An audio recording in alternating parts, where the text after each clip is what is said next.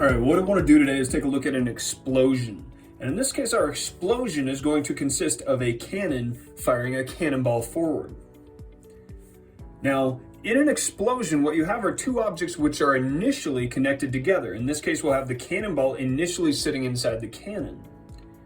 And then they literally explode apart. Now, an explosion doesn't have to be thousands of little pieces shooting all over the place, like we threw a chunk of dynamite in the air or something like that. In this case, our explosion is just two individual parts, a cannon and a ball. Now, in this case, we're going to start with the cannon and the ball both at rest, and the cannonball is going to be fired at 100 meters per second to the right. And what we're going to solve for in this problem is the final velocity of the cannon itself. Now, we know in any collision, in this case an explosion, which is a collision, the total momentum needs to be conserved. And really what that means, going back to Newton's third law, is that if the cannon pushes the ball forward, then the ball is going to equally push the cannon backwards.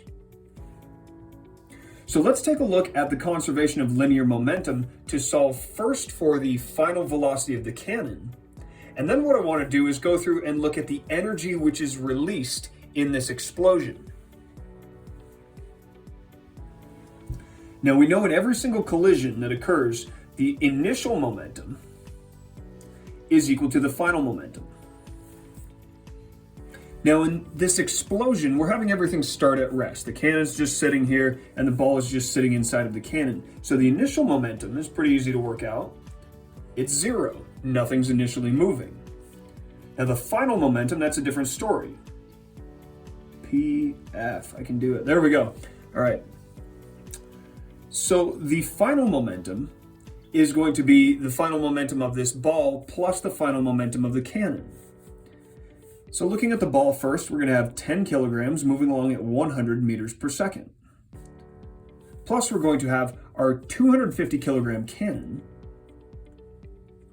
moving along at some final velocity we're going to call VF. And all we're trying to do in this problem is solve for VF, the final velocity of the cannon. So I'm going to set these two equal to each other per this equation right here. This is going to leave us with the initial momentum, that's 0, is equal to the momentum of the ball, that's 1,000 kilogram meters per second, 10 times 100, plus 250 VF, the final velocity of the cannon.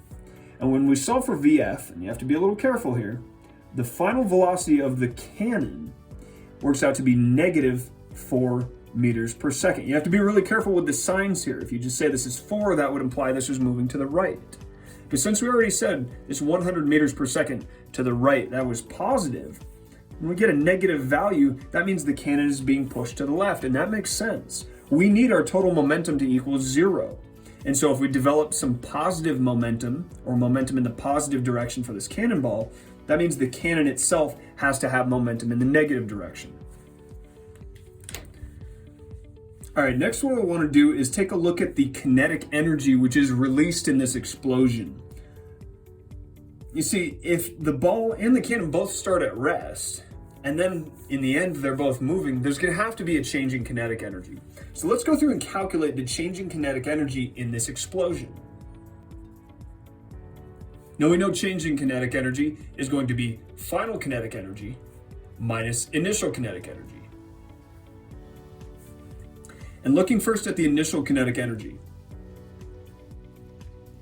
In this explosion, both the cannon and the ball start at rest, so the kinetic energy of the system before the explosion is 0.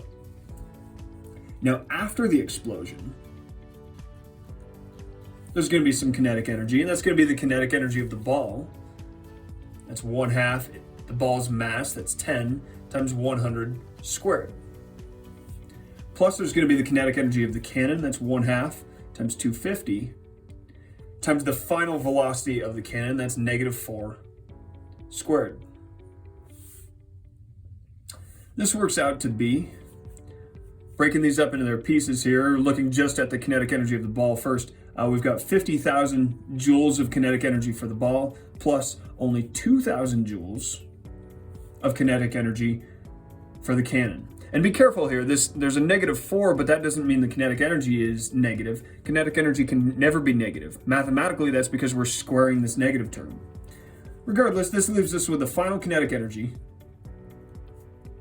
of 52,000 joules. And in looking at this, if the system starts with 0 kinetic energy and finishes with 52,000 joules, that means our kinetic energy is going to work out to be 52,000 joules. That's 52,000 our final minus 0 our initial. All right, so the big takeaways here when looking at an explosion are that linear momentum is still conserved. Linear momentum is always conserved in all types of collisions. But what we see here is there's actually an increase in kinetic energy. And I'll actually show that this is a positive change in kinetic energy. This is an increase in kinetic energy. Mechanically or physically, where that would come from is if we had something like gunpowder inside this can. When we lit it, that chemical energy stored in the gunpowder would turn into mechanical energy. To compare and contrast this back to an inelastic collision where we saw two objects start with different velocities and finish at the same velocity, there was a loss of kinetic energy. Here in an explosion, we have the exact opposite situation. Here we have two objects start at the same velocity, and then they finish at different velocities, and there's an increase in kinetic energy. So that is an explosion, and on that note, that's all for now.